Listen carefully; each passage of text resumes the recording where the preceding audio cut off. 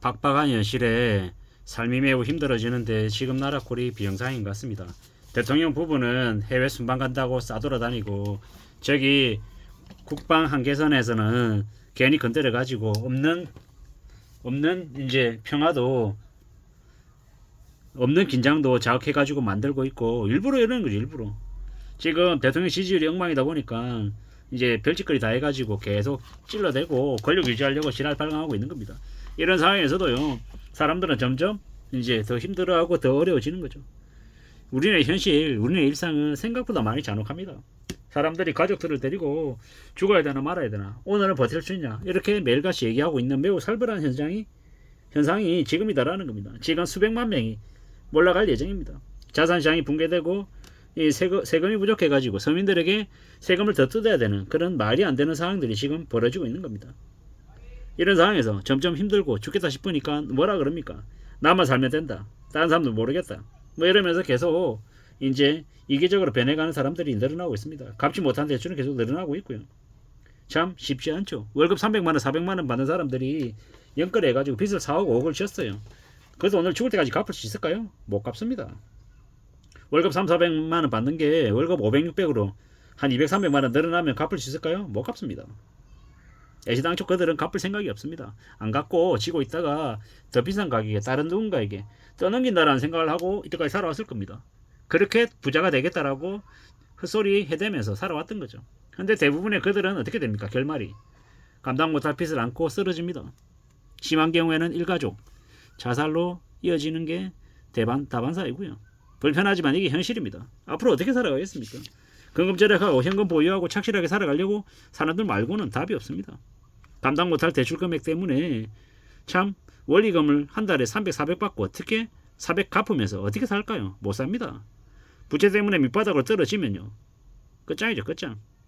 대출이 많아서 사람들의 삶이 망가집니다. 감당 못할 규모의 대출을 이미 냈죠. 어쩌려고 그렇게 큰 금액을 빌린 걸까요? 언론에서 하도 괜찮다 남들도 다 빚내고 산다, 그렇게 안 하면 집 못 산다, 이런 개소리를 하다 보니까 빚을 너무 많이 낸 겁니다. 어처구니가 없죠. 개막장입니다. 개막장. 일본에 성인 비디오 배우가 여성 배우가 30만 명이래요. 30만 명.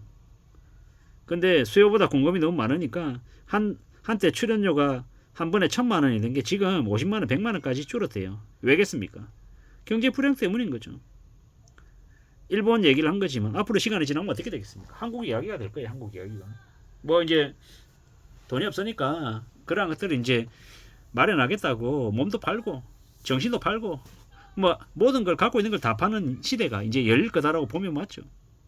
주택담보대출 5%, 6%인데 저거 나중에 가상금리 부과돼 가지고 8% 되고 9% 되고 10% 되면 어떡하겠습니까? 과연 가능할까요? 살아가는 게 갚는 게 가능할까요? 5억 빌렸는데 대출이자 1%대 할 때 이자 70만원 80만원 내다가 갑자기 300만원 400만원 500만원 내면은 견딜 수 있냐라는 겁니다. 못 견딜 것 같은데요. 그런 상황들이 앞으로 벌어진다라는 겁니다. 안 벌어질까? 쉽게 생각하면 안 된다라는 겁니다. 비극이 그냥 우화가 아니라는 겁니다. 꽤나 충격적이고 꽤나 무서운 일들이라는 겁니다. 참 어떤 삶을 살게 될까요? 우리가 살아가면서 정말로 힘들고 어렵다라는 겁니다. 인간 구상들이 우리 주변에 되게 많습니다. 참 많은 생각들이 들죠.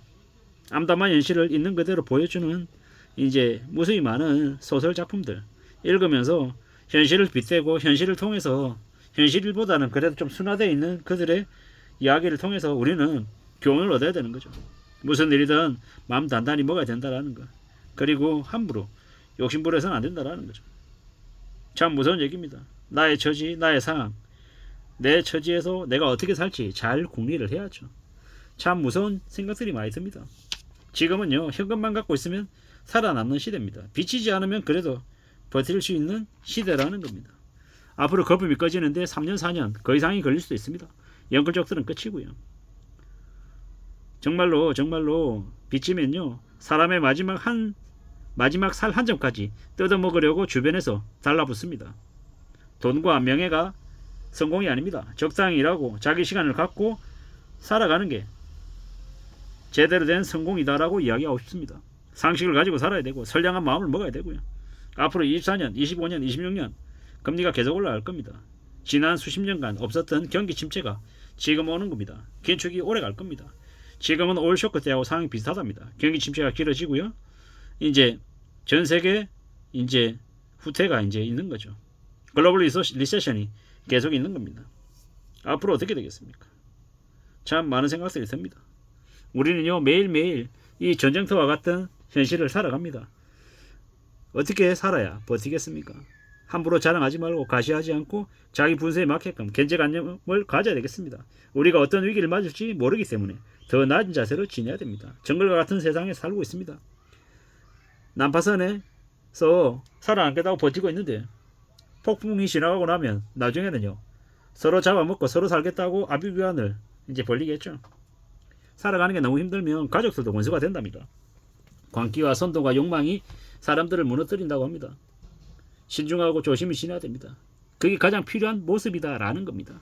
불안기에는 삶이 더 어려워지기 때문에 사람들이 돈 때문에 더 추악해진다 라고 합니다. 한국 사회에는 악마들이 정말 많습니다. 2025년 아마 갚하는 금리 인상이 있을 것 같습니다. 참 무서운 얘기죠. 이게 뭔가 싶습니다. 앞으로 우리는 어떻게 살아갈 수 있을까? 어떤 삶을 유지할 수 있을까? 고민이 많이 됩니다. 걱정이 많이 된다라는 겁니다. 우리는 정말 정신을 바짝 차리고 살아야 됩니다. 세상이 더 덥죠. 이게 뭔가 싶기도 하고요. 앞으로 정말로 조심 또 조심하며 살아야 될 것 같습니다. 그거 말고는 길이 없는 것 같다라는 겁니다. 참 많은 생각들이 듭니다. 이게 뭔가 싶기도 하고요. 앞으로 4, 5년 동안 함부로 뭔가를 믿어서는 안 되겠습니다. 앞으로는요 경제 전 세계에서 미국만 살아남고 나머지 나라들은 다 망가지고 다 무너진다라고 보면 맞습니다. 환율이 1,400원을 돌파했었죠. 앞으로는요 1,450원, 1,500원 그 이상이 될 수도 있을 것 같습니다. 한국 경제가 많이 어려워질 것 같다라는 겁니다. 미국이 금리를 왕창 내리고 미국의 경제 상황이 좋아지고 한국도 좋아질까요? 아니면 미국이 먼저 금리 인하하면서 경제 구조조정 신호탄을 쏘고 나면 한국은요 상상을 초월하는 대충격, 대운동이 벌어진다라고 보면 맞습니다. 그러한 무서운 일들을 우리는 앞으로 겪게 될 것인데 어떻게 헤쳐나갈 수 있겠습니까? 이 무서운 시간들을 어떻게 하면 견딜 수 있겠냐라는 겁니다. 과거의 영광이나 학벌 이런 건 이제 다 잊어야 됩니다. 지금 현재의 삶에서 어떻게 안전하게 살 수 있을지 잘 궁리해야 됩니다. 우리는요 함부로 욕심부려서는 안 된다는 겁니다. 앞으로 더 무서운 일들이 계속 벌어진다. 그러므로 소득 수준보다 낮게 설정하고 살아야 되고 견디고 안전하게 지내기 위해서 더 입 다물고 주변을 둘러보고 세상을 좀 더 두려워하면서 조심 또 조심하며 살아가야 될 것 같습니다. 그거 말고는 길이 없는 것 같습니다. 정말로 조심하며 살아야 될 것 같습니다. 이상입니다.